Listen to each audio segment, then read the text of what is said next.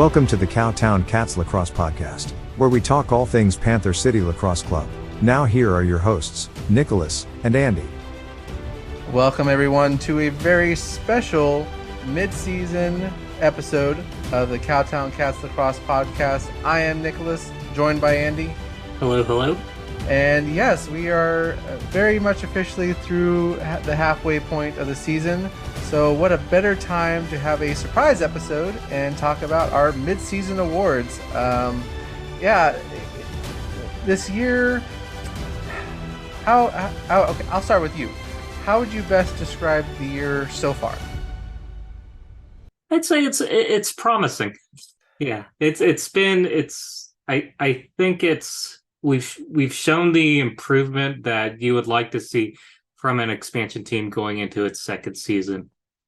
Oh, for sure. And we've definitely taken the right steps to move towards not just being considered an expansion team, but being a contender in the West. And I think especially the last few games that we've had, even that game against San Diego a few weeks ago showed that, hey, we're a pretty good team and we're here to prove it. But we're here to kind of give some good, fun mid-season awards to the team of Panther City, and obviously talk about some more serious awards later on. But I'll start with Most Improved Award, and this is going. What I had in mind when I thought about this is going to somebody who's been on the team since last year and maybe has shown up more or improved and helped Panther City this year. I'll let you go first on that, Andy. Okay. I've brought it up before. You probably heard me say it a lot in that last win over Vancouver a couple of weeks ago, but I love the transition game and I love seeing transition buckets. So my vote for most improved player goes to Josh Medeiros. There was a infographic during the last game against Colorado. It mentioned how in 2022, and I think he played 16 or 17 games, he had 8 goals and 4 assists. That's in 16 games. This year, in 10 games, he's already up to 10 goals and 7 assists. So he surpassed those totals from last year. I believe he's currently 4th in goals among transition players in the league, as well as number 5 in points. So he's had a great year. He had his first ever career hat trick in that Vancouver win at home. So I think when he's on his game, he adds a whole other dimension, not only for playing solid defense, but in the offensive game as well, being able to get those quick transition buckets. Yeah, and for me, I mean, I almost thought about that too, but I think after this last home game, Phil Caputo was great last year. I think he's had even more of an impact this year. He's a great player, and I think he's taken strides in the right direction. I mean, I know he has been missed a few weeks with injury, but overall, he's just kind of become the X factor in some of these games, and it really shows as he contributes to the rest of the team. So yeah, Phil Caputo, yeah, definitely my most improved award from last year to this year. Well, we'll go from that to maybe a not so great play of the year. I'll go first on this one. For me, I don't think we've had a lot of plays that went like the wrong way, maybe, but there was something that happened earlier on in the year, and I didn't agree with it, and I still don't agree with it, but it happens. For me, the not so great play of the year was pulling Damude after one quarter. And I believe that game was against Rochester, was it? Rochester, yes. Thank you. Where we really struggled with it, and they pulled him, and I questioned it then, and thankfully, Damude has not given them a reason to pull him since. So for me, that was definitely my not so great moment of the year. What about for yourself? Well, mine also involves Nick Damude, but I kind of went with the blooper reel format to answer this question.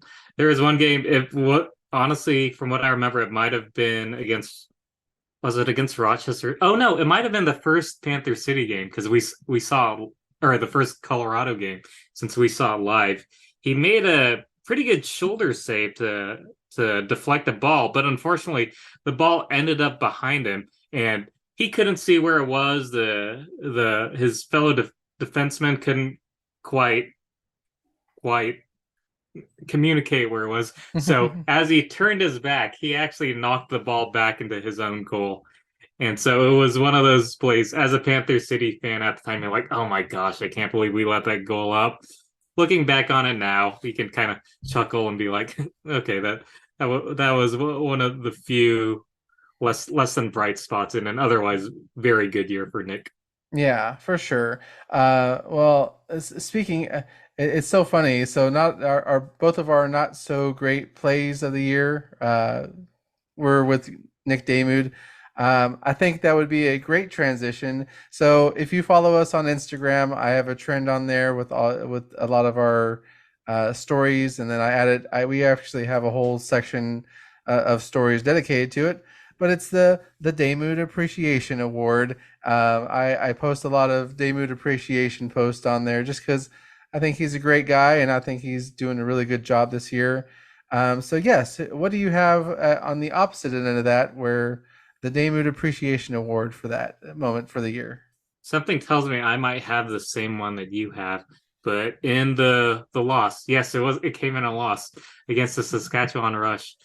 Nick Damude made probably certainly one of the most athletic plays I've seen him make as a goalie, to where he sacrificed his body and he got down on the ground. I think he ended up just flat on his chest trying to save a ball from going into the net. And it was a great play. Unfortunately, it didn't lead to a win, but man, it showed that we do have a really special goalie in Nick Damude. Yeah, for sure. And yes, that is definitely my moment. I mean, it was a play of the week contender. I mean, he just like, again, go back and watch that play of the game because it was amazing. He blocked it, and then he had it just like, I'm gonna sprawl out and hit it with my hand and block it that way. And so yeah, it was. I definitely appreciation for Damude. I mean, he's had a lot of good saves since then, but that one kind of takes the cake. Damude, here's to another good half of the year. We hope you can continue this trend. Well, we go from that to an award that I think is kind of unique just because you had to be there to see it. And this is definitely our Moment You Didn't See at Home award. For me, so the home game a few weeks ago against Vancouver, and I wanted to talk about during our show, but I didn't. I forgot about it, and I didn't get a chance to add it in there. But there was a face-off. I think it was third quarter, and they went against each other, and the Vancouver player kind of like went over himself, and it looked like he had injured his shoulder, and you could see him going back to the bench, kind of like his arm was limp and wasn't really using it very much, and obviously they were switching out for defense. But then the next thing you know, you see the trainers literally like trying to pop his shoulder back in socket, Yeah. and it's something you're never gonna see on TV. But I was just like, oh my gosh, on TV, all it looked like was, oh, hey, they lost the face off and now they're on defense. But being there live, you definitely saw just this whole like popping out the shoulder and then him like pretty much limping back to the bench for them to try to pop it back in, for like 2 minutes straight. So that, And from what I remember, after they popped it in, wasn't he like back in like it seemed like he was ready to get back in the game. oh yeah, no, I mean, and I mean, sports players, they're crazy like that. They can do things like that, pop fingers back into position or their shoulders and stuff, and just be ready to go. Like, hey, it's nothing. So, yeah, that was definitely my moment you didn't see at home award. What about for you? Mine's kind of a bit meta in the grand scheme of things. This last game against the Colorado Mammoth happened to be Origins of Lacrosse weekend, and so they had a really cool Indigenous presentation with a lot of kind of traditional Indigenous American dances, as well as a traditional lacrosse game, and it was crazy seeing the the kind of sticks and the ball that players Indigenous players from way back when, during the roots of the game, how they Mhm. would play it, because the sticks of course were a lot smaller than the big sticks that there are today, but not a you didn't hold just one, you held two, and it was almost like I can't think of it, almost as if like a chef or someone would be holding two spatulas at once, Yeah. and then had to try to pick up like an egg with those spatulas. So the ball was much smaller. It seemed a lot more unwieldy, and you could tell when they're putting on the exhibition that it was hard to control. First, it was hard to pick up, and then it was hard to kind of pass it around and sling it. The goals, rather than being nets, they were these tall. I don't remember what they said the height was. Maybe 12 feet, 16 feet. Just these really tall poles. Way back when it would have, I imagine, been a Hmm. tree or some sort of carved tree. But yeah, it was like a giant, not a 2x4. What would it be, like a two by 12 or something? And the way Yeah. you score is you sling the ball against this stake in the ground, and there was only one of those, again, because it was just so hard to control. But it was really cool just to kind of see that and imagine the evolution across probably at least like a couple of centuries to Hmm. where the game of box lacrosse is now. So that was really cool to see live. Well, yeah, and I think we had mentioned it before because I had thought they were going to do a game before the actual game itself because that's what they did last year, but they did it during halftime, and so I didn't get to see the whole thing as I had hoped. I had to step out for a second, but yeah, no, that's definitely probably my favorite uh, like theme night of the year Yeah. that they've had Hmm. both years, just because it's really cool to see like where everything started. So. Hmm. Yeah, that's awesome. And honestly, again, if you get a chance to go to that night where they celebrate it, please do because it's great to do and great to be there for it. There was something that happened in this last game, and that's what kind of made me think about this moment a little bit more. And actually, I had somebody else in mind when I originally thought of this award, but watching the end of the Colorado game definitely made me lean towards something else. But we'll call this our mess around and find out award. This is pretty much something, a moment, either a person or a moment that happened so far this year where somebody wanted to mess around and find out and they found out the hard way. What about for you? What's your mess around and find out award? Well, this might be affected a bit by recency bias, but that moment in the Colorado game that you were alluding to, I gotta say the fight between Phil Caputo, where he really laid the smackdown on poor Jordan Gillis at the end. Phil's a pretty tall guy. He's at least 6'3", give or take. And Jordan Gillis, he's kind of on the smaller side, and so that it almost looked like a big brother picking on his kid brother in that fight. Don't Right? get me wrong, Jordan got in a few good licks as well, but Phil, it was just it was almost like, hey, I've been on the bench 2 weeks. I'm back. I'm hungry for action, if you will. And for him to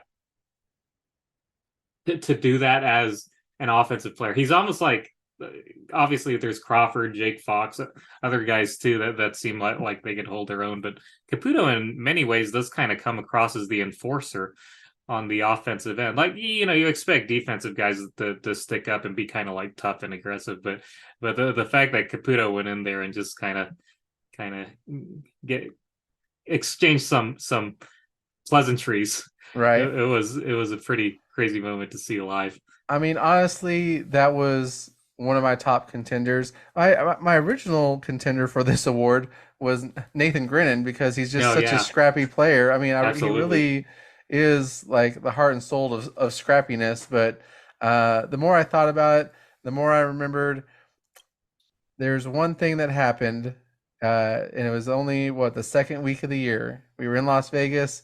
Las Vegas was losing, and they decided, all right, well, if we're gonna go out, we're gonna go out in a blaze of glory. And Burton, if I remember right, they actually have like a highlight video of this, and he's like slowly taking off his pads or his gloves, and he's walking over. He's like kind of popping his neck. He's getting ready, and it was just like an all-out brawl for like only like 30 seconds, but it was just like the lead up into the fight, and that Las Vegas player, he definitely messed around and found out what was going on, and we that was another game where we just like shut them down, and they kind of like the Colorado game, they kind of let their emotions run high at the end of that game. Yeah, and that was a home opener, right? So it was a Yeah, pretty packed crowd, even at that point in the game.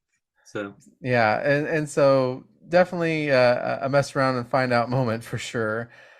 Before we get into some of the more serious awards, this one, and again, I had a different idea when I first thought of it, but I would say the most shocking moment of the year so far. So my original thought, especially early on, was like shocking, like Jeremy Thompson leaving, like getting oh traded. I yeah. thought that was Hmm. shocking. But the more I thought about it, even more shocking than that has been coming up in the last month is our trades for Fox and Crawford. For me, that's the shocking moment award so far this year. Bringing in Fox, I do wish I do hope he gets more playing time as the year goes on. I think he's gotten some licks in so far, but that trade for Crawford, that has already paid in itself like fourfold. Not only, against Vancouver and, going for 5 points that night or 5 goals that night, but just even in our win against Colorado, he was, I mean, you could honestly say he was a difference maker out there on the field. So that's definitely my shocking moment of the year so far. What about for you? You're actually making me rethink mine. It's so funny just talking about Crawford. Like, not only does he have all the on the court contributions, but just like he's based out of Tulsa, so he's able to bring his youth programs down, and having all those kids cheering up in the stands really helps liven up the crowd. And he talks about wanting to be a vet and a mentor for the younger players. So just all around great move, and it's kind of echoing what you said about Fox. Hopefully he gets a bit more playing time. Mm-hmm. Kind of it somewhat segues into my shocking moment. For me, it was the fact that we managed to put up 20 points in a game this year. And Vancouver, they're to say they're struggling would be an understatement, but it's something that, given the way that our offense had looked at times prior to the trades, Mm-hmm. I wouldn't have expected that we would have ever broken out of the teens. And that kind of, yeah, that goes back to how good the new additions have looked, how good the younger guys have developed. And also defensively, credit to Matt Hossack and the rest of the defensemen, because when we traded Chad Cummings, there were a lot of kind of question marks like, wow, we actually traded our captain. How are Mm-hmm. things going to look like from a leadership standpoint? But Right. Hossack's filled those big shoes pretty admirably. And that Vancouver game was just a great win from both an offensive and defense, and just it definitely helped right the ship. Right, for sure. And again, it just goes to show you that sometimes you might not understand, especially trading players at the time, but over time, as time goes on, you get to see what they had in mind. Right. Letting Jeremy Thompson go before the season, you knew what they had in mind. Getting in, especially like I said, with Crawford and Fox, they knew what they were building towards. So, still shocking though. Still, kind of one of those moments that made you think, what the heck's going on here? Well, before we get into our final four awards, which are made, what we would consider like more major awards, we have to take a look at the rest of the league, and there are other teams out there, and we don't talk about them as often, but we'll give them a shout out. This will be our non Panther City Moment award. Um, I'll let you go first. What is your non Panther City moment that happened so far this year? Well, there are a couple. I'll stick to events that happen within Panther City games, just because those are what I'm most familiar with. Hmm. During this last game, obviously we beat Colorado, but Zed Williams is a really dynamic goal scorer and playmaker. He had this pretty amazing, it was almost like a basketball fake where he faked the goal and immediately spun off the defender as the defender was recovering and scored the shot right on Damude. Damude probably, even if he saw it coming, Williams got it fast enough off his stick to where it didn't even matter. That was really, really impressive, and it a great reminder. Like, oh, this this league has a ton of talent in it. Mm-hmm. And then going a week back, I think this is another one that we saw live.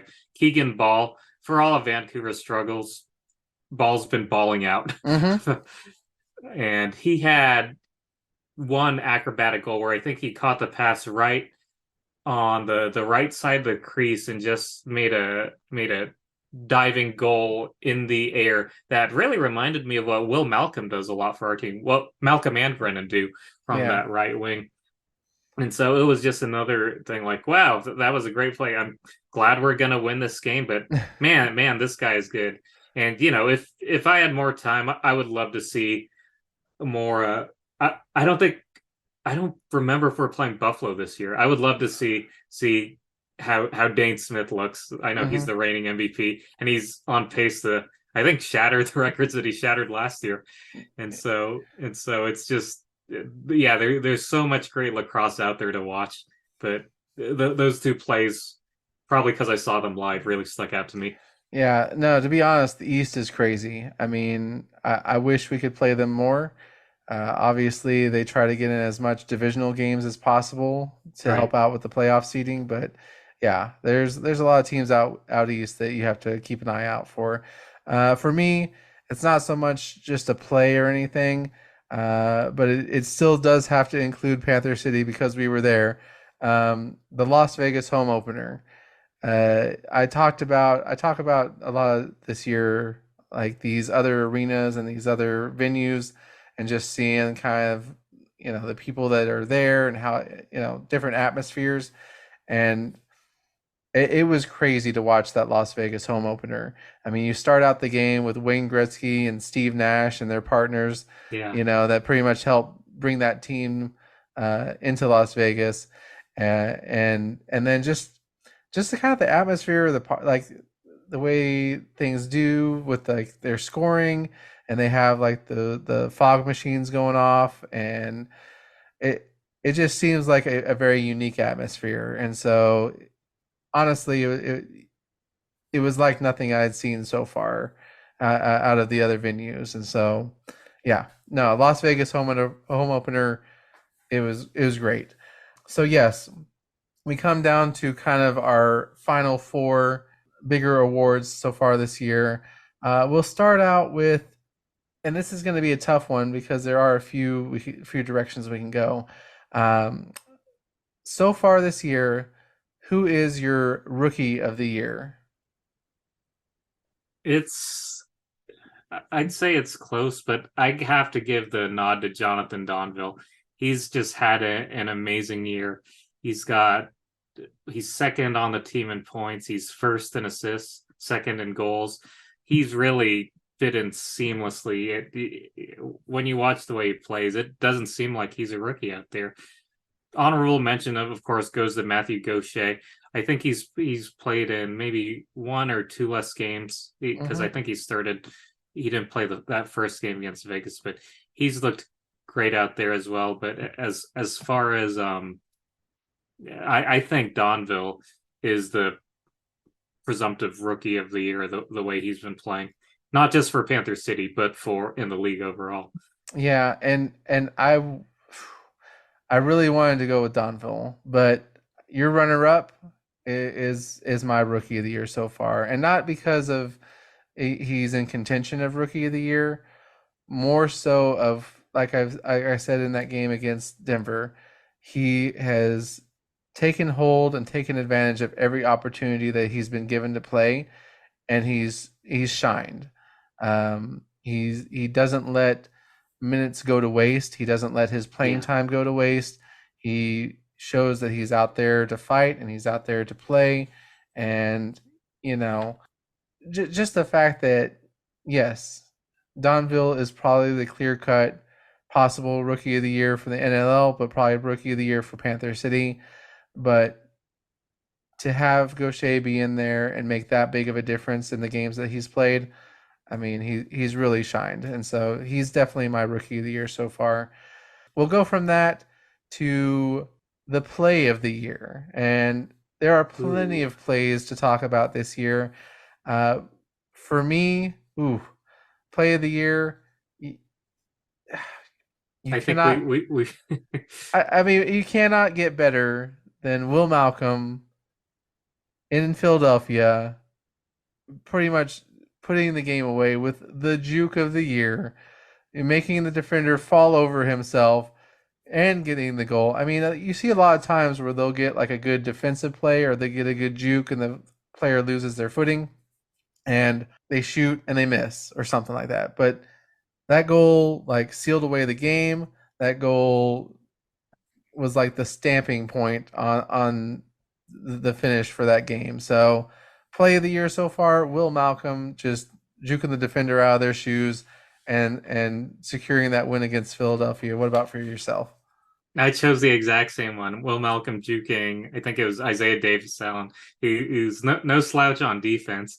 He just the fake just got him on his heels, and as he was falling, just him slinging that ball in the net it was great. It was a great play in a vacuum, but within the Mm-hmm. context of the entire game, that helping seal the win against Philadelphia after we were on a 3-game losing streak Mm-hmm.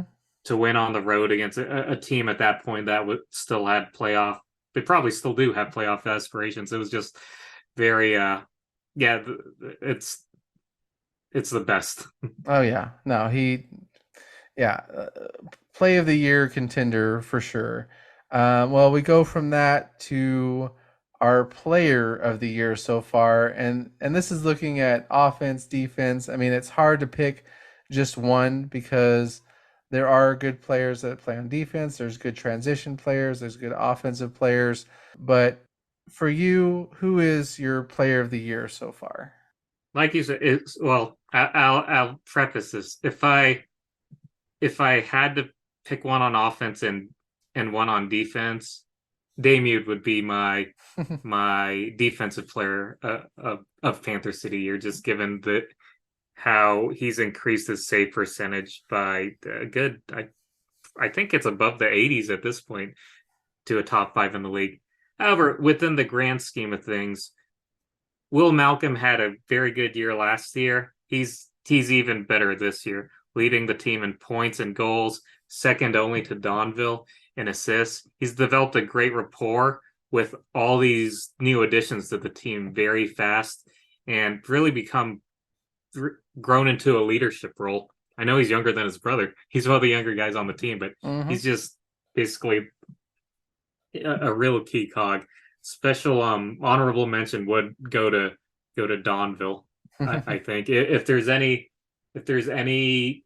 player this season who might be in the running for rookie of the year and player of the year, it might be Donville. Mm-hmm. However, Malcolm's just been that good this year, Yeah, and and it goes to show you again just kind of how this young team has really came into itself this year. Yeah, for me, definitely Will Malcolm, Player of the Year so far. I know he is in the running for NLL Player of the Year. Obviously, they highlighted him a while back. They're definitely trying to get some eyes on him and make sure everybody knows what he's doing. I think he's been, I don't want to say lost in the shuffle maybe the last few games, but definitely I think the game against Philadelphia was his highest like just come out game, and then since then he's just been consistent, which in turn is what you need from like an MVP type player. You know, that kind of consistency where you can kind of rely on him every game to give you that offense that you need. So yeah, Will Malcolm for me for sure, uh, player of the year so far. Well, we come down to the last category, and it's very simple to, or very easy to look at the season and say, this was a good game, and this was a good game, and that was a good game. But halfway through the season, what is your game of the year so far? We already brought it up once, but that win against Philadelphia in the city of brotherly love was great. It was exactly what we needed to stop that 3-game losing streak. We finished a respectable 2-3 during this road stretch, which felt like forever, felt almost 2 months. I believe it was the first game that Crawford played. We came back from a big deficit, 5 or 6 goals, if I recall, and just managed to turn things around in the second half. So I feel like, the season isn't over yet, but if good things can continue to happen, I'll definitely cite that game against the Philadelphia Wings as the big turning point. Oh, for sure. And for me, game of the year so far was against Philadelphia as well. We said it when we did our review of that game.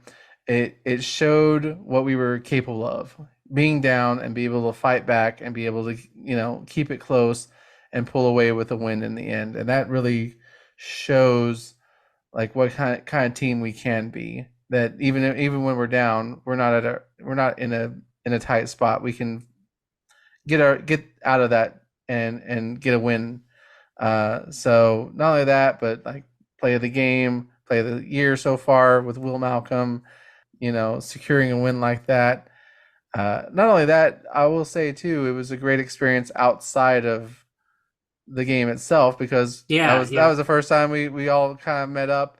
And sure, we didn't get a crowd or anything for that game, but it was good to like talk to some other people about lacrosse and then just be there to watch the game happen. Absolutely. Oh, and I'm looking at the box score. It looks like I was incorrect. Crawford didn't play in that game, so it's even more impressive. Jake Fox that was his first game with us, so we did a one new look. But yeah, we struggled early on.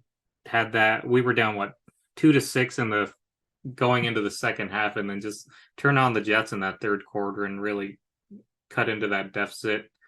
They caught up, but again, Malcolm with that play of the year was able to help seal the game of the year. Gotcha. Yeah, and I mean that's why it is kind of the game of the year so far. I will say runner up, that last game we just had against Denver, that was pretty nice too. Like I said, I just wanted to highlight the year so far. It's been a fun year.